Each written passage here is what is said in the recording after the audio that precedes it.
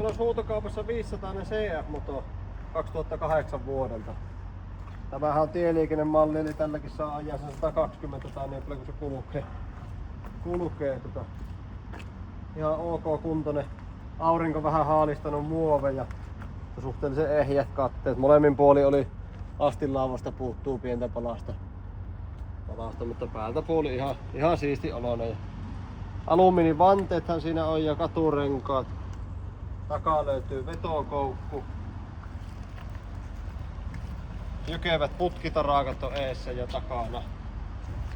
Hyvät tilat kahdelle, pitkä malli. Vinssi löytyy kanssa, jos haluaa auraa laittaa. Kokeillaan vähän miten se lähtee käyntiin.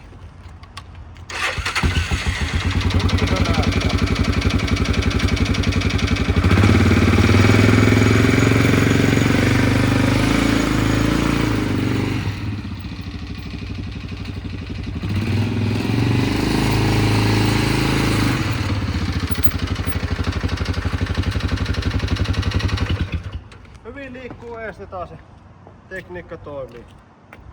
Jollekin varmasti ihan hyvä peli, että ei muuta kuin huutamaan.